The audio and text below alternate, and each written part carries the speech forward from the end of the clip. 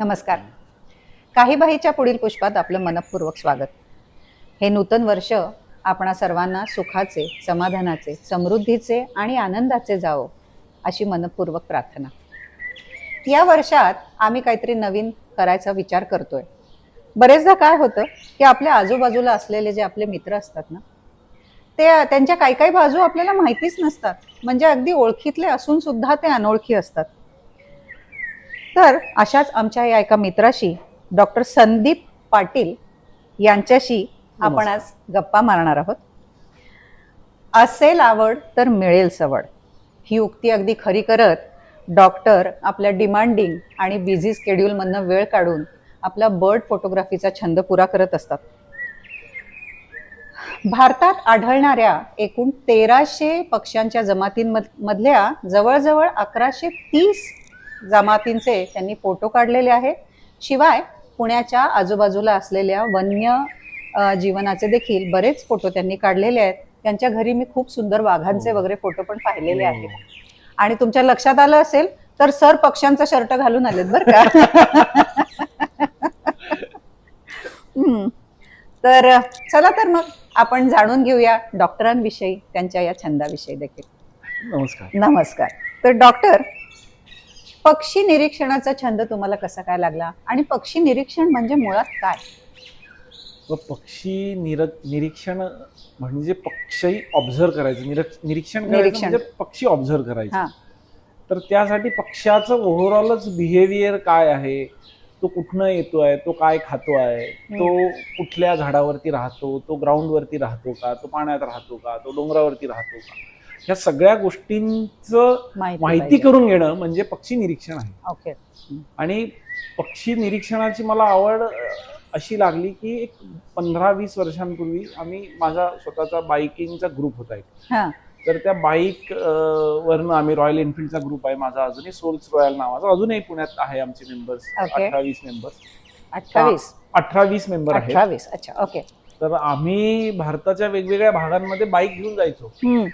तर एकदा असंच एका विंटरमध्ये साधारणतः 2012-13 आम्ही ग्रेटर रन ऑफ कच्छला गेलो होतो, GR केला गुजरातमध्ये.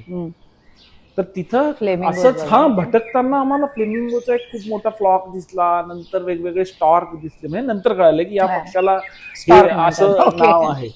तर ते फार कलरफुल होते ते पक्षी आणि ते इट वॉज दॅट अपिलिंग की मला वाटलं की नाही आपण इथं थांबायला पाहिजे. मग आमच्या एका मित्राकडे छोटा पॉइंट अँड शूटचा कॅमेरा होता. मग आम्ही त्याने काही ते पक्षीचे फोटो काढले.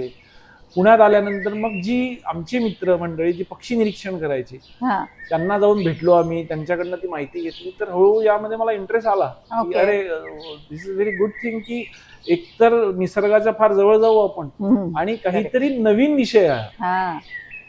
कारण की आम्ही ह्युमन बॉडीचा तर अभ्यास केलेलाच होता, पण त्यासोबत हे पक्ष्यांशी संबंधित काही अभ्यास करता येईल का किंवा आपल्याला फोटोग्राफी करता येईल का, चाचपणी सुरू केली. पण त्यात मला इंटरेस्ट आला मग, आणि मग ते तिथनं सुरू झालं. साधारणतः 2013-14 मी फोटोग्राफी सुरू केलेली. ओके. पण म्हणजे आपण बरेचदा बघतो की लोक पक्षी बघतात पण प्रत्येक जण फोटोग्राफी करतोच असं नाहीये. मग तुम्हाला हा फोटोग्राफीचा छंद कसा काय लागला? म्हणजे पक्षी निरीक्षण आय कॅन अंडरस्टँड, तुम्हाला आवडलं, खूप छान वाटलं, क्युरिओसिटी वाटली, तुम्ही सुरू केलं.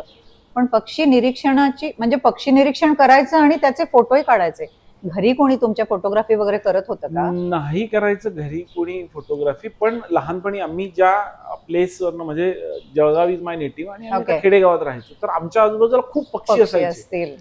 लहानपणी आम्ही ज्या क्रिकेट ग्राउंड वरती जायचो तिथं घुबडाच्या 2-3 प्रकारच्या वेगवेगळ्या जाती आता आम्हाला कळतात की ते किती इम्पॉर्टंट आहे इतक्या वर्षामध्ये.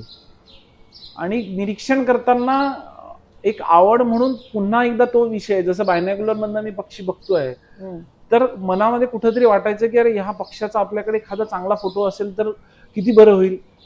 मग ते फोटो काढण्याच्या दृष्टिकोनातून आधी बेसिक छोट्या किट पासून आम्ही सुरुवात केलेली. की कॅनन 70D म्हणून आणि एक 55-250 म्हणून एक फोकल लेन्सची बॉडी, बेसिक किट लेन्स आहे ते आणि बेसिक बॉडी आहे. तिथनं आम्ही ते सुरू केलेलं.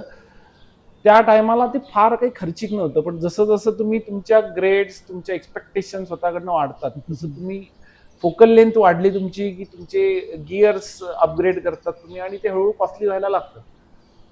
पण म्हणजे तुम्ही एखादा फोटोग्राफीचा कोर्स केला का अनुभवातनच शिकत गेलात? फोटोग्राफीचा कोर्स तर नाही केलेला, आणि माझ्या ओळखीचे जे बर्ड फोटोग्राफर आहे, हा. तर यापैकी पण 99% लोकांनी कुणी कोर्स केलेला नाहीये. अच्छा. हे सगळं अनुभवातनं आणि सेल्फ एक्सप्लोरेशनने येणाऱ्या वाव. गोष्टी आहेत. वाव.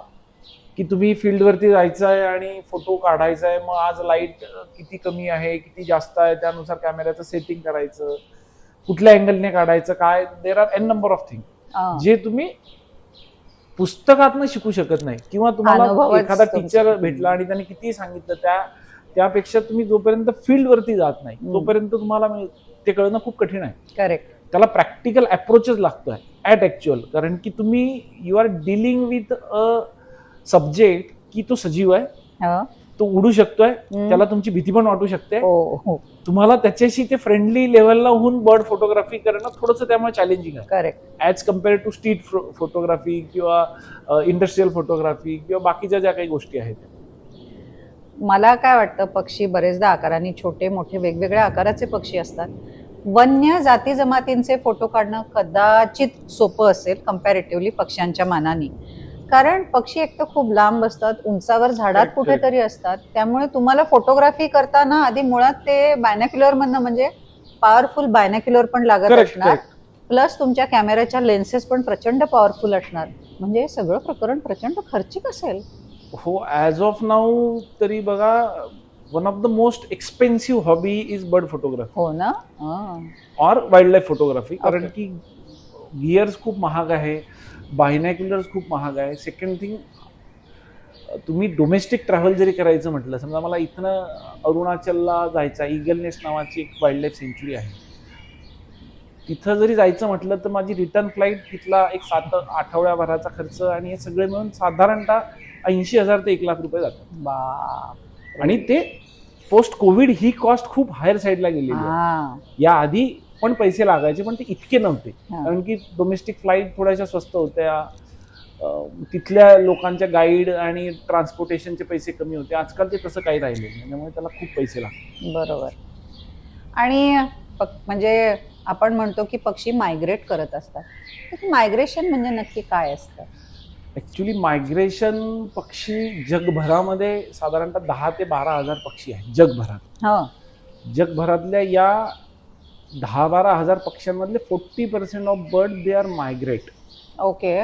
मायग्रेशन करतो पक्षी म्हणजे काय, तर तो एका ठिकाणाहून दुसऱ्या ठिकाणी तो जात असतो. फॉर एक्झाम्पल, एखादा मंगोलियन प्लाटूला आढळणारा पक्षी किंवा तिथं ब्रीड करणारा पक्षी किंवा तिथं राहणारा पक्षी, फॉर एक्झाम्पल बार हेडेड गीज आहे, तर हा पक्षी तिथनं भारतामध्ये येतो विंटर स्पेंड करायला. ओके. त्याला आपण साध्या भाषेत बर्ड मायग्रेशन म्हणतो. ओके. तर त्याचं येण्यामागचं जे कारण आहे ते व्हॅरी असतं आहे. म्हणजे कधीतरी त्यांना ब्रीडिंगसाठी पण यायचं आहे, कधीतरी त्यांना फूडसाठी पण यायला लागतं, कधीतरी त्यांना शेल्टर किंवा सेफ्टीसाठी पण यायचं आहे. वेदर पण तितकंच महत्वाचं आहे. जेव्हा विंटरमध्ये मंगोलियन प्लाटूला जेव्हा खूप स्नोफॉल होतोय, तेव्हा त्यांची खाण्यापिण्याची आबाळ होणार. बरोबर. तिथं खाणं मिळणार नाही त्यांना, म्हणून मग ते मायग्रेट करून इथे येतात भारतामध्ये, भारतासारख्या ठिकाणी. किंवा भारतातनं पण अजून काही मायग्रेट करून बाहेर जाणारे पक्षी आहे. काही नॉर्थ ईस्ट मधनं, नॉर्थ ईस्ट एशियन कंट्रीज मधनं येऊन आफ्रिकेत जाणारे काही पक्षी आहे. अच्छा. काही कक्कूच्या जाती आहेत, त्या मायग्रेट करतात, किंवा बरेच छोटे मोठे असे खूप सारे पक्षी मायग्रेट करतात. भारतात पण मायग्रेशन होऊन बरेचसे पक्षी येतात दरवर्षी. ओके. त्याच्यामध्ये काही छोट्यापासनं ते मोठे राफ्टर, म्हणजे व्हाईट टेल ईगल नावाचा पक्षी आहे, सर्वात मोठा जो पक्षी मायग्रेट करून येतो भारतात, तो साधारणतः 90 सेंटीमीटरचा पक्षी आहे. आणि हेवी ईगल, तर तो येतो भारतामध्ये मायग्रेट करून. ओके. आणि मायग्रेशनचे बेसिक 5-6 बेसिक थेरॉटिकल प्रकार आहेत. म्हणजे longitudinal migration, altitudinal migration, seasonal migration, local migration, असे बेसिक काही प्रकार आहेत मायग्रेशनचे. आता तुम्ही मायग्रेशन करून भारताच्या विविध भागात पक्षी येतात, तुम्हाला कुठून माहिती कळते अशी? म्हणजे कशी काय कळतं तुम्हाला? हे वास येतो का काय?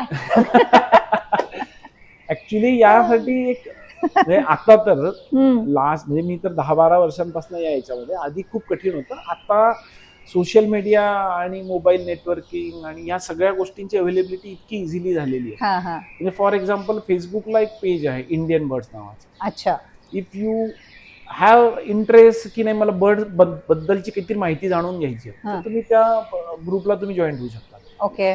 भारतभरातनं 5 ते 7 लाख लोक त्या ग्रुपमध्ये आहेत. तर ते वेगवेगळे फोटो दिवसभरात टाकत असतात लोक की अरे या भागामध्ये हा पक्षी मिळाला. तर तो पहिला एक मार्ग आहे. दुसरा, आजकाल व्हॉट्सअप वरती पण खूप सारे ग्रुप्स आहेत. हो. आणि ह्या माहिती करून घ्यायला थोडासा इकॉनॉमिकल अँगल पण आहे की local community, maximum local community आता बर्डिंग किंवा कॉन्झर्वेशन यामध्ये यासाठी आलेले की यातनं त्यांना चांगला रेव्हेन्यू जनरेट होतो. बरोबर. I know some guide from north east की in past they were hunters. त्यांनी n number of species hunt केलेले आहेत. ओके. म्हणजे माझ्या ओळखीचे 5-6 गाईड असे आहेत की ज्यांनी ट्रॅगोपॅन मारलेले आहेत, ट्रोगन मारलेले आहेत, सनबर्ड पण मारलेले आहेत. पण as of now they are doing very good work in conservation. They are guiding. ती लोकांना होमस्टे प्रोव्हाइड करून देत आहे, लोकांबरोबर फिरताय, त्यांना लोकल पक्ष्यांची माहिती भरपूर चांगली आहे, त्यांना रेव्हेन्यू मिळायला लागला. गुड. तर ते कॉन्झर्वेशनच्या दृष्टिकोनातून ते फार चांगलंच झालं. आणि ही मंडळी मग साधारणतः पक्षी आला की त्याचा फोटो काढते आणि मोबाईलच्या ग्रुपवरती कुठल्या तरी टाकते आणि मग ते पर्क्युलेटिंग तुमच्यापर्यंत येतं.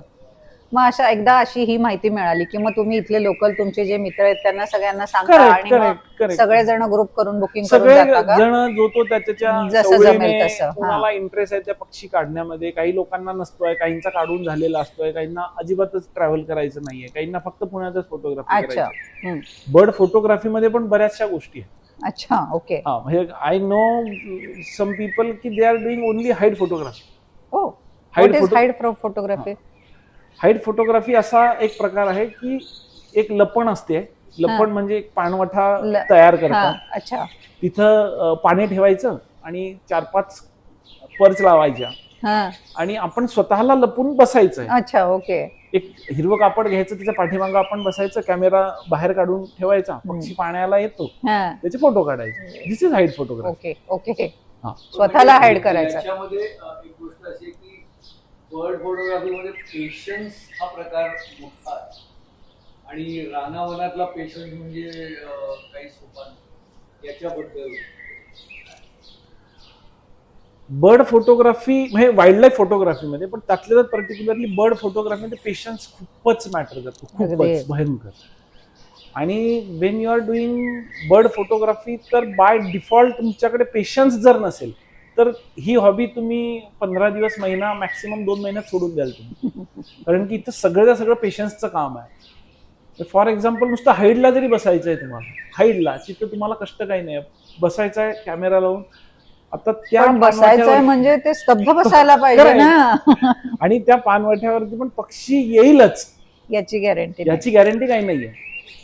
आणि त्या पेशन्सने म्हणजे प्रत्येक मिनिटाला तो येऊ शकेल हे अँटिसिपेट करून तुम्हाला बसायचं आहे. आता रिसेंट तुम्हाला किस्सा सांगतो. आपल्याकडे एक युरेशियन ब्लॅक कॅप नावाचा पक्षी आलेला तामिळीमध्ये. रामदास इनपुरे म्हणून एक गाईड आहेत, त्यांच्या हाईडला.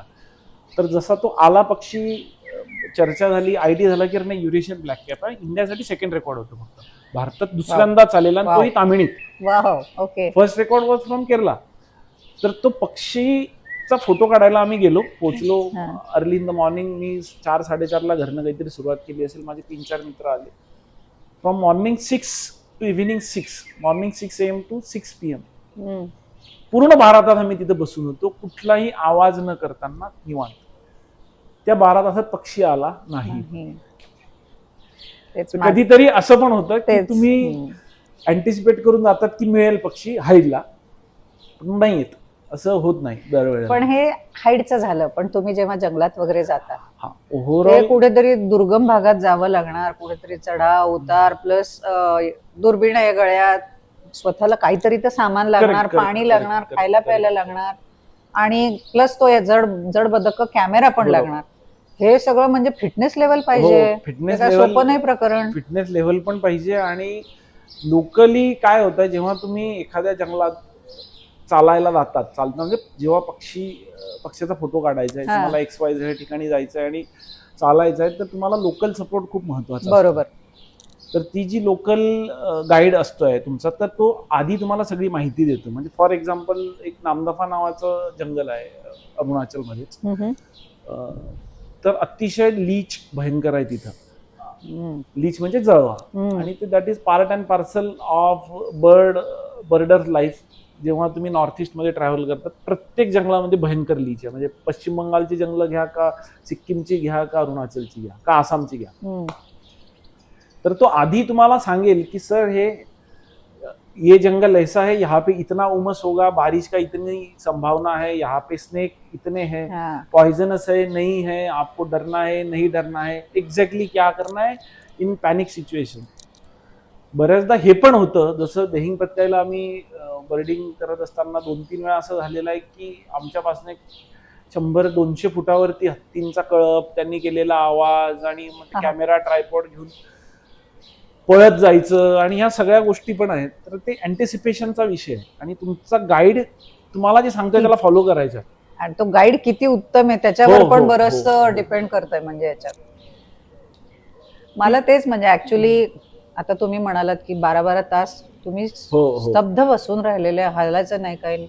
साप किरडे काही पण येऊ शकतात हो ना. हो हो.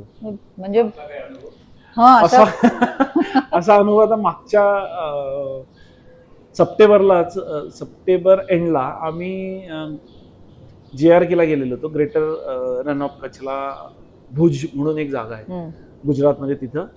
तिथे एक मायग्रेटरी बर्ड आलेला आणि तो खूपच VIP पक्षी आहे भारतासाठी, युरेशियन स्कॉप्सोल म्हणून. तर त्या पक्षाची फोटोग्राफी करायला म्हणजे न्यूज, मी जसं म्हटलं तसं फेसबुकवरनं माझ्या एका मित्राने पोस्ट टाकली. मग मी त्याला फोन केला की अरे हा, तो म्हटला सर मेरे यहाँ पे तो औल दिख रहा है, आपको आना हो तो आ जाइए आप. तर मी आणि माझ्या मित्राने पटकन फ्लाईट बुक केली आणि आम्ही गेलो भुजला. तर पहिल्यांदा पक्षी बघितला आम्ही, म्हणजे माझ्यासाठी आणि माझे जे मित्र होते जगताप म्हणून, त्यांच्यासाठी पण लायफर पक्षी होता. लायफर म्हणजे आमच्या आयुष्यात आम्ही पहिल्यांदा बघत होतो. ओके. तर आम्ही त्याच्या ते फोटो काढण्यात मग्न होतो आणि हे सगळं 1.5-2 मिनिटं चालू होतं. पक्षी बसलेला होता, आम्ही फोटो काढत होतो आणि अचानकच खालनं जोरात सरसर असा आवाज आला आणि we all were focusing on owl, की टॉर्च पण होता त्याच्या हातात आणि सगळी जण वर. तर जसा सरसर आवाज आला, त्याने जसा टॉर्च औल वरचा काढून खाली टाकला, तर एक स्पेक्टेकल कोब्रा आमच्या पायाच्या इथनं खूप जोरात स्पीडने गेला. बापरे. पण इट वॉज एक्सपिरियन्स की तुम्ही जर काही नाही केलं त्याला तर तो काही करणार नाही. तो त्याच्या मार्गावरती होता आणि त्याच्या मार्गात आपण उभे होतो. तो पायावर नाही गेला असेल पलीकडच्या ह्याच्या. म्हणजे मी बघितलं तेव्हा तर तो लांब गेलेला होता आणि असा या बाजूने आलेला आहे डाव्या हाताने. तर असं पण होतं. पण अशा वेळेला सुद्धा कधी कधी अनएक्सपेक्टेडली काहीतरी खूप छान एखादा वन्य प्राणी म्हणा किंवा एखाद्या सापाची सुद्धा वेगळे काहीतरी जात दिसून जात असेल आणि त्यांची पण फोटोग्राफी तुमची होतच असणार ना. म्हणजे की आता सध्या थोडासा फोकस डायव्हर्ट होऊ शकतो अशा वेळेला. अशा वेळेला नक्की होऊ शकतो. पण तो जर माहिती असेल आपल्याला, म्हणजे फॉर एक्झाम्पल एखादा हर्पिंग करणारा माणूस, हर्पिंग म्हणजे जो सरपटणारे प्राणी, साप, किडा, त्यांची फोटो, बेडूक किंवा ह्या सगळ्यांची फोटोग्राफी करणारा माणूस आहे, तो पक्षी पण काढेल. पण त्याला ते कळायला पाहिजे की हा किती रेअर पक्षी आहे किंवा या पक्षाला काय महत्व. सेम तसं एखादा बर्ड फोटोग्राफर आहे, तो किडा किंवा साप पण काढून घेईल फोटोसाठी. तो डेफिनेटली ट्राय करेल. पण त्याला जर कळालं की हा इतका रेअर आहे तर तो ट्राय करेल. जर कळालंच नाही तर तो ट्राय नाही करणार. बरोबर आहे. आता पर्टिक्युलरली मला विचाराल तर आपल्याला सापांबद्दल भयंकर भीती आहे. हो, पर्टिक्युलरली स्नेक ह्या गोष्टीबद्दल. बाकी बेडूक आणि सरडा आणि स्किंक यांच्याबद्दल अजिबात नाही, पण स्नेक बद्दल खूप भीती आहे. पक्ष्यांची नावं कशी काय, इतके वेगवेगळे पक्षी दिसत असतील, त्यांची नावं कशी काय लक्षात ठेवता? It is just a part of practice. It is just like की एक डॉक्टर आहे, त्याला इतक्या गोळ्यांची नावं कशी लक्षात राहतात. तर तुम्ही खूप वेळा ते बघतात सगळं. म्हणून मी म्हटलं की जर तुम्हाला इंटरेस्ट आहे आणि तुम्ही इंडियन बर्ड्स नावाची जी फेसबुकचं पेज आहे किंवा ग्रुप आहे तो जॉईन केला, तर दिवसभरात तुम्हाला ते मल्टिपल टाइम बघायला मिळतं. आणि जेव्हा तुम्ही ते समजायला लागतात तर तुमच्या हळू लक्षात येतं की अरे नाही, समजा ब्लॅक नॅप मोनार्च नावाचा पक्षी आहे, तर याला ब्लॅक नॅप मोनार्च का म्हणत असतील, तर खरंच त्याच्या नॅपवरती ब्लॅक कलरचा स्पॉट आहे. व्हाईट रम शमा, तर त्या पक्षाचा रमट आहे तर तो व्हाईट आहे बरं का, म्हणून ती व्हाईट रम शमा. स्पॉटेड क्रेक आहे, तर खरंच तिच्या अंगावरती स्पॉट आहे. मग तसे स्पॉट दुसऱ्या पक्षाच्या अंगावरती नाहीये क्रेक मध्ये. मग ब्राऊन क्रेक आहे, तर ती खरंच ब्राऊन आहे. व्हाईट भारतीय पक्षी निरीक्षक सुद्धा इंग्रजीच नावं वापरतात. हा, कारण की ते ग्लोबल आहेत, ते जगभरात त्याच नावाने ओळखला जाईल. समजा सनबर्ड आहे, पर्पल सनबर्ड आहे, तर तो जगभरात पर्पल सनबर्ड नावानेच आहे. तुम्ही त्याला शिंजीर किंवा अजून दुसरी मराठीची काही नावं किंवा हिंदीची काही नावं वापरली तर ते कळणार नाही लोकांना. तर ते ग्लोबली ते इंग्लिश नावच आहे. आणि मॅक्सिमम इंग्लिश सायंटिस्ट लोकांच्या नावावरतीच आहेत सगळ्या. अच्छा. म्हणजे ह्युम्स पिझन किंवा बाकीची पण बरीचशी नावं आहेत सगळ्या, त्यांनी बघितलं. बरेचदा असंही होत असेल की गेलो आणि पटकन पक्षी मिळून गेला, की तुम्ही 8 दिवसाची प्लॅन करून गेलात बरं का ट्रिप, पण पहिल्याच दिवशी पक्षी मिळाला, मग सगळे पुढचे बुकिंग कॅन्सल करून परत येऊन जाता का पुढचे अजून काही पक्षी मिळण्याची वाट बघता? नाही, जनरली तर असं होत नाही, की म्हणजे असं झालेलं आहे बऱ्याचदा की आम्ही गेलो आणि आपण एक्सपेक्टेड केलं होतं की 2 दिवस किंवा 3 दिवस जातील पक्षी शोधायला आणि हाफ डे मध्ये किंवा पहिल्या 3 तासातच पक्षी मिळाला. पण तेव्हा डेफिनेटली बॅकअप प्लॅन असतोच की हे जर पटकन झालं तर दुसरं काहीतरी करतो. अच्छा, म्हणजे तसा प्लॅन करूनच जायचं असतं. कारण की तो जो लोकल माणूस तुम्ही हायर केलेला आहे तो भयंकर बिझी असलेला माणूस आहे. म्हणजे नॉर्थ ईस्टचा गाईड आज मला जर अपेक्षित असेल तर देर आर फ्यू की त्यांचं 2027चा समर पण बुक झालेला आहे. अरे बापरे. नॉट इवन 26 ना, 27चा पण समर. बापरे. या लेव्हलला तुम्हाला बुकिंग करायला लागतंय. ती लोक अजिबातच त्यांच्याकडे वेळ नाहीये. म्हणजे हे ऑलरेडी अँटिसिपेट करून आधीच बुक करून ठेवून द्यायचं. ओके. कारण की जे भारतात आता एफर्ट्स चालू आहे सगळे कॉन्झर्वेशन आणि त्याच्यात इकॉनॉमिकली गोष्टी इतक्या इन्व्हॉल्व झालेल्या आहे आणि एवढं ट्रान्झॅक्शन होत आहे इतक्या करोड रुपयाचं. जगभरातने येणारे बर्डर तर वेगळेच जे येतातच आहे, पण भारतामध्ये दरवर्षी जे नवीन बर्डर येत आहे, म्हणजे फॉर एक्झाम्पल 2015 मध्ये आपल्याकडे 3 ते 2 लाख बर्डर असतील, तर आता तो आकडा 10 ते 15 लाखाच्या घरात. अरे बापरे. इतके बर्डर कम्युनिटी स्ट्रॉंग होते हळूहळू. ओके. जसं आपण म्हणलं की पहिल्या दिवसात मिळून गेला पक्षी, कधी कधी असंही होत असेल की जो प्लॅन केलेली ट्रिप आहे, आठवड्याची ट्रिप आहे, 10 दिवसाची ट्रिप आहे, त्याच्यात नाहीच सापडला पक्षी. असं तर होतं बऱ्याचदा. कितीदा, म्हणजे काय सक्सेस रेट असतो साधारणपणे? साधारणपणे तुम्ही काय पक्षी शोधताय त्यावरती डिपेंड करताय आणि कुठल्या सीझनला जाताय. साधारणतः नॉर्थ ईस्टला जेव्हा आम्ही जातो, म्हणजे हिमालयामध्ये जातोय आपण, अरुणाचलला किंवा आसामला, तर तुमची लिस्ट आहे, बर्ड लिस्ट, समजा 100 पक्ष्यांची लिस्ट आहे, त्याच्यातनं जर 50-60% जरी पक्षी झाले, तितके पक्षी जरी मिळाले, तर मग ती सुपर डुपर हिट ट्रिप आहे असं कन्सिडर करायचं. ओके. खूप रेअरली असं होतं की तुम्ही 80-90% तुमचं टार्गेट लिस्ट कम्प्लीट केलेली, आणि जेव्हा तुम्ही 1000-1100 पक्ष्यांना क्रॉस करतात, जेव्हा खूप लिमिटेड टार्गेट ठेवून जातात, तर तेव्हा असं पण होतं की 10 दिवसांच्या ट्रिपमध्ये तुम्हाला 1 किंवा 2च पक्षी मिळाले. कारण की तुम्ही त्या रेअर बर्ड्सच्या मागं असतात आणि जितका तो रेअर त्याची पॉसिबिलिटी कमी आहे मिळण्याची. सापडायलाही कठीण. डॉक्टर, आमच्यासारख्या सर्वसामान्य माणसांना सलीम अलींचं नाव ते फारच मोठे पक्षी. तर सलीम अली नंतर इतक्या तोलामोलाची कोण आहे किंवा कोण आहे? सलीम अली सरांच्या नंतर तर बघा, म्हणजे ते जनरेशन टू जनरेशनचा विषय आहे. म्हणजे आता माझ्या जनरेशनमध्ये पण जेव्हा 2015 पासून मी बर्डिंग करतोय, तर काही लोक 2002-2000 पासून किंवा 1998 पासून बर्डिंग करणारी लोक आहेत जी जिवंत आहे अजून. आणि त्यांनी बरंचसं डॉक्युमेंटेशन पण केलेलं आहे. अशी आहे बरीचशी लोक आहे. पर्टिक्युलरली असं सांगता येणं खूप कठीण आहे, पण एक अतुल जैन नावाची एक व्यक्ती आहे, गृहस्थ आहे, दिल्लीला राहतात. तर आता ॲज ऑफ नाऊ तरी ते senior most in birding fraternity, and he know almost everything from south to north, east to west, everything. म्हणजे अंदमान निकोबारला पण काही पक्षी जर मिळाला तर अजूनही ते त्याच एन्थुझियाझमने जातात पटकन पक्षी बघण्याच्या दृष्टिकोनातून.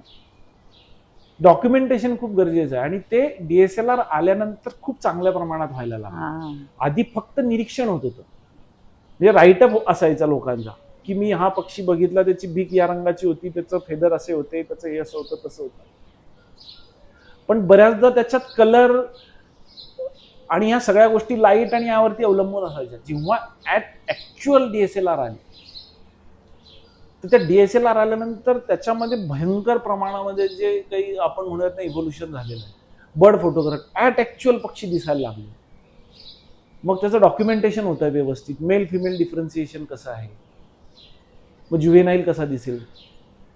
एखादा पक्षी तुम्हाला दिसला आणि तो कळला नाही हा नक्की कुठला आहे, तुम्ही काय करता? हा कुठला पक्षी हे कसं? एकतर हळूहळू over the period of time जेव्हा तुम्ही बर्ड फोटोग्राफी करता तेव्हा हळूहळू कळायला लागतं तुम्हाला की हा कुठल्या ग्रुपचा पक्षी असेल. म्हणजे हा शिकारी पक्षी आहे, हा कुक्कू प्रजातीतला पक्षी आहे, हा पेलेजिक बर्ड आहे म्हणजे समुद्रातला पक्षी आहे, वेडर्स आहे. एक तर त्याची फॅमिली लक्षात येते तुमच्या, आणि सेकंड थिंग ओव्हरऑल बिहेवियर वरनं तुम्हाला अंदाज येतोच की हा कुठला पक्षी असेल. आणि दुसरं, आजकाल तर सोशल मीडिया एवढा स्ट्रॉंग आहे की तुम्हाला फक्त क्लिक करायचं आहे, सोशल मीडियावरती टाकायचं आहे. देर आर ग्रुप्स, म्हणजे ask your bird photo ID नावाचा एक ग्रुप आहे, त्याच्यावरती तुम्ही टाकला की त्याच्यावरती घेऊन जातात. मगाशी तुम्ही DSLR आल्यामुळे तुम्ही म्हणालात की तुम्हाला डॉक्युमेंटेशन सोपं झालं.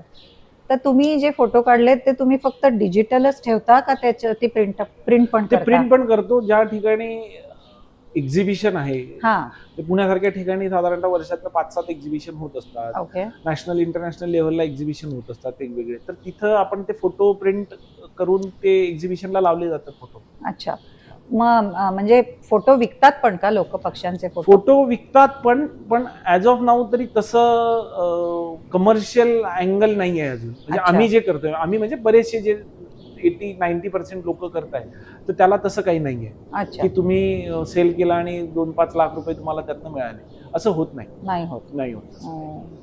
तुम्ही स्वतःच एक्झिबिशन करू शकता, देन यू कॅन सेल. तुम्ही पुस्तकं काढली आहे बऱ्याचशा लोकांनी, त्या पुस्तकाची जे काही पैसे येतात ते तुम्ही यूज करू शकता, म्हणजे वापरतात बरीचशी लोक.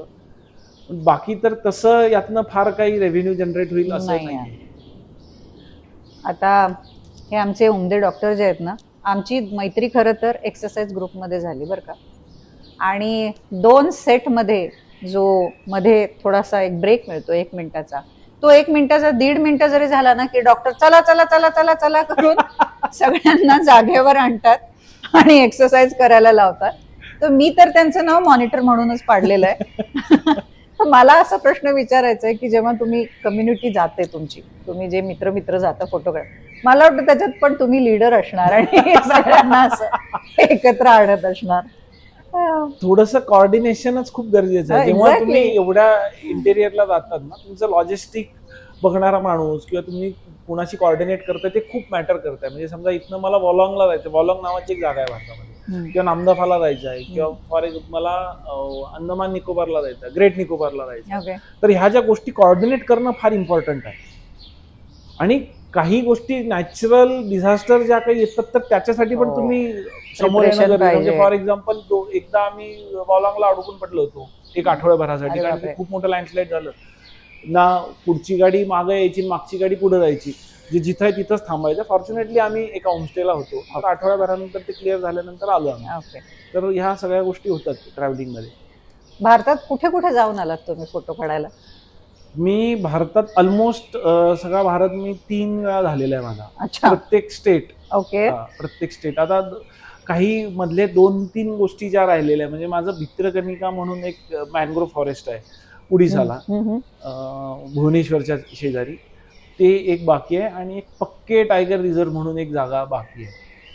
तर ह्या 2 गोष्टी माझ्या बाकी आहेत. त्या मी या वर्षभरात माझा प्लॅन आहे की मी नक्की त्या एक्सप्लोर करेन. नक्कीच. आणि तुम्ही 8 दिवस बाहेर असता, तुमचं अजून लग्न कसं काय?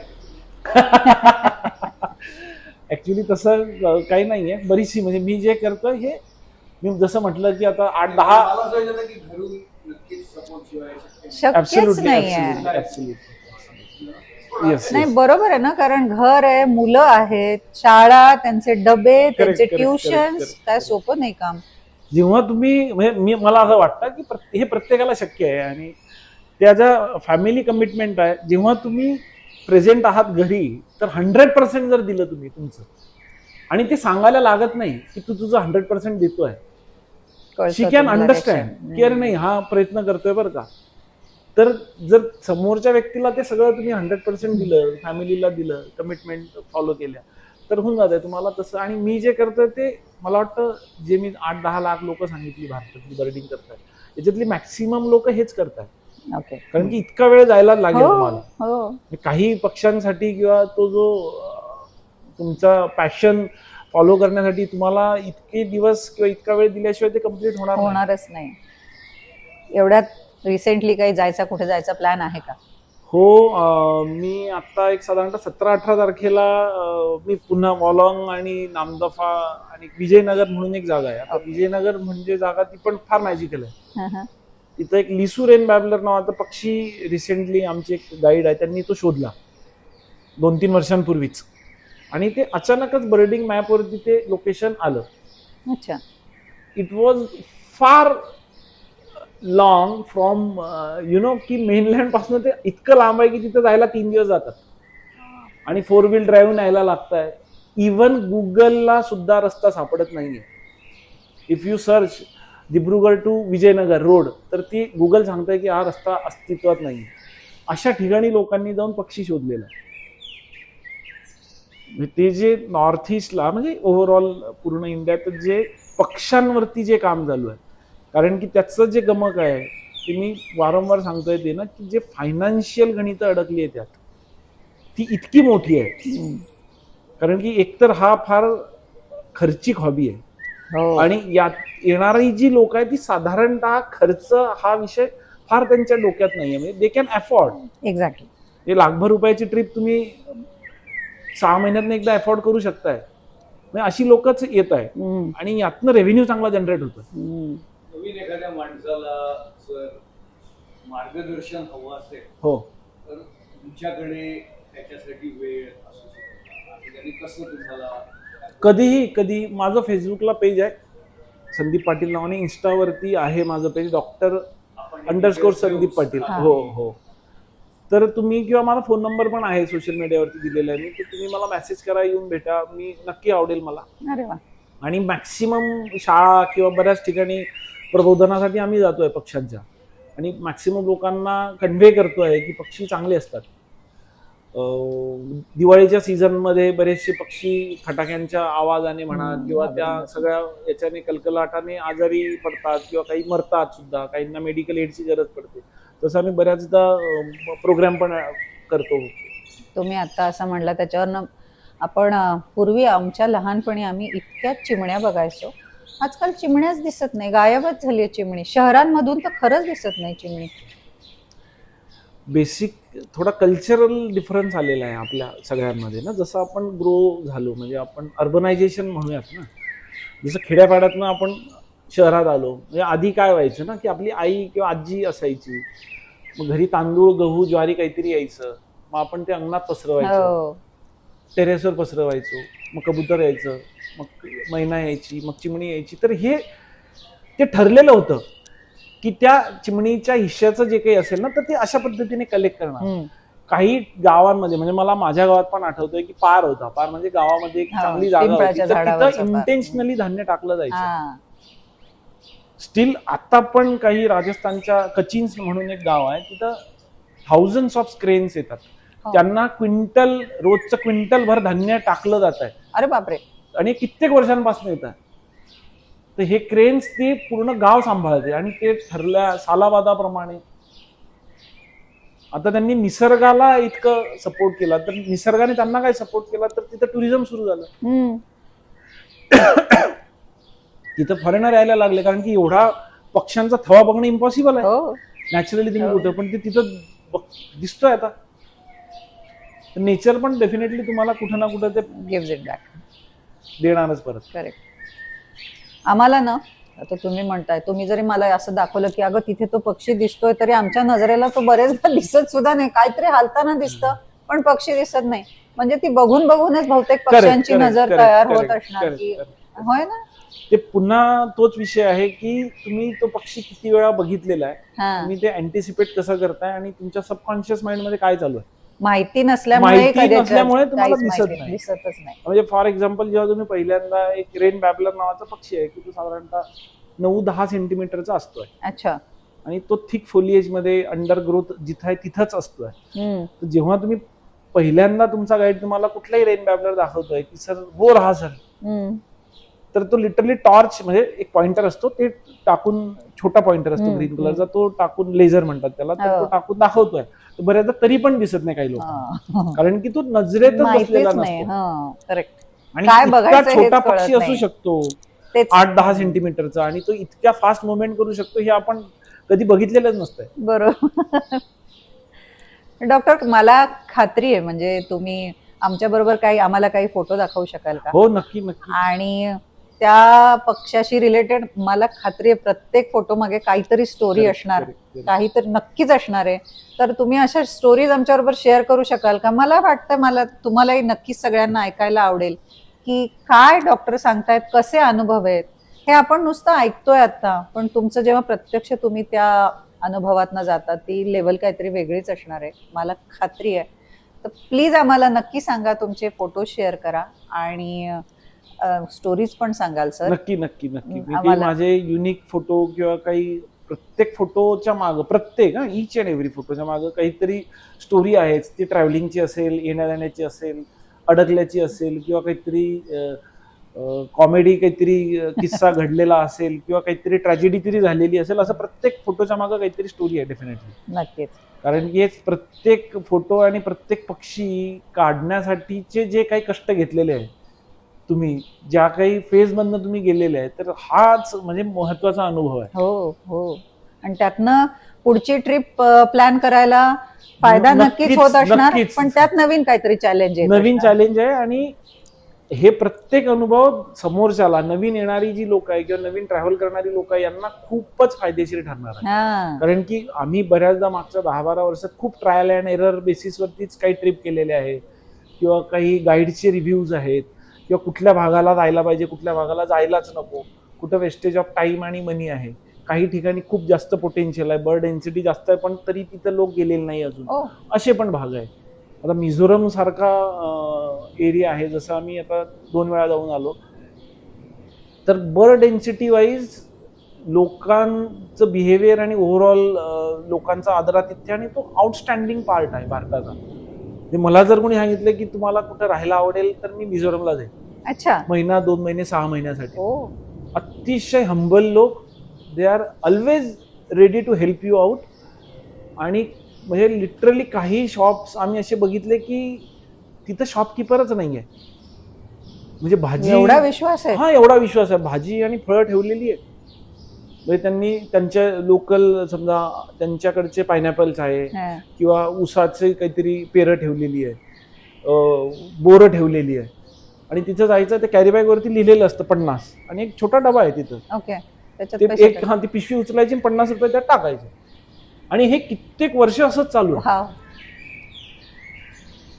आणि बर्ड डेन्सिटी खूप एक्स्ट्रा ऑर्डिनरी आहे. आधी हंटिंग झालेलं आहे, पण आत्ता बंद आहे.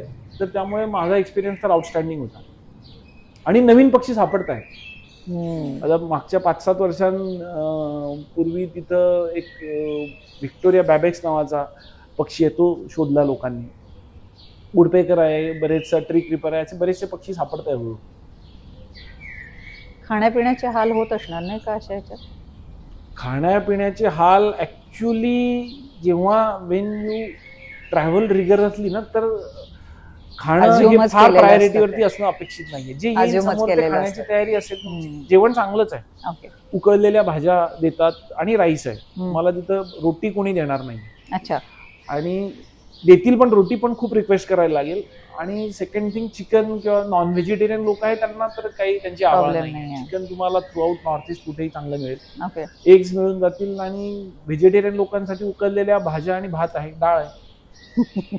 फार हाल नाही होत, पण तुमच्याकडे चॉईसेस कमी आहे फार. चॉईसेस कमी. आणि बरेचदा असं होतं की काही दिवसांनी आपल्याला घरच्या जेवणाची आठवण नक्कीच नक्कीच. यायला लागते, घरची ओढ लागते. एस्पेशली एखाद्या म्हणजे पक्षाचा फोटो काढण्याच्या उद्देशाने आपण गेलो आणि तो फोटो नाही मिळाला आपल्याला, तर अशा वेळेला नक्कीच असं वाटेल की आता बास झालं, घरी जायचं आता. असं पण होऊ शकतं का? म्हणजे आधी खूप व्हायचं, म्हणजे 2020च्या आधी खूप व्हायचं. म्हणजे पहिले 5 वर्ष जेव्हा थोडासा एक्सपिरियन्स कमी होता तेव्हा, हा. की अचानकच हिरमोड व्हायचा, खूप मूड डाऊन होऊन जायचा आणि वैताग यायचा की नाही आता याच्या पुढे आपण येणारच नाहीये. पण जसं तुम्ही एक्सपिरियन्स होतात, किंवा हे सगळं मदर नेचरच्या हातात आहे, कोणाला किती द्यायचं आहे आणि कोणाला किती द्यायचं नाही आहे, हे सगळं डेस्टिनीवरती आहे तुमच्या. त्यामुळे तुम्ही मदर नेचरला जितका रिस्पेक्ट द्याल, जितकं तुम्ही तिच्यासाठी कराल, तितकं डेफिनेटली ते तुम्हाला तुमच्यासाठी देणार, करेल. नक्कीच देणार. म्हणजे तेच मला की एक्सपिरियन्सनी तुम्हाला कळतं की ठीक आहे, हा नाही मिळाला, दुसरं काहीतरी कदाचित मिळेल. ऍब्सोल्युटली. हा पण तुम्हाला अनुभव आला Correct, असेल correct. आणि त्याच्यामुळे मग नंतर ते फ्रस्ट्रेशन. आणि लाईफ लेसन साठी खूप गरजेचं आहे. लाईफ लेसन तुम्हाला ह्या बर्डिंगच्या निमित्ताने बऱ्याच गोष्टी शिकलो मी मागच्या 10-12 वर्षात, बऱ्याच गोष्टी. तर मला वाटतं डॉक्टर, तुमच्या आता अपकमिंग ट्रिपसाठी तुम्हाला भरपूर शुभेच्छा आम्हा सर्वांतर्फे. Thank you so much. तुम्हाला खूप खूप पक्षी मिळवत, त्यांचे सुंदर सुंदर फोटो मिळवत, आणि तुम्ही आमच्याबरोबर नक्की शेअर करा, माहिती द्या. आणि आपल्या डिस्क्रिप्शन मध्ये आपण डॉक्टरांचा फेसबुक पेज, इन्स्टा पेज आणि नंबर हे सगळं देऊच. तर धन्यवाद डॉक्टर. Thank you so much. तुमच्याशी गप्पा मारून खूप Thank छान you so वाटलं, much. माहिती पण मिळाली. मला खात्री आहे तुम्हाला सुद्धा माहिती मिळाली असेल. तर आमचा हा चॅनल, काही बाही चॅनल जो आहे तो लाईक, शेअर आणि सबस्क्राईब करा. आमचा एपिसोड देखील मनापासून बघा आणि कमेंट सेक्शनमध्ये जरूर कळवा तुम्हाला एपिसोड आवडला की नाही. धन्यवाद.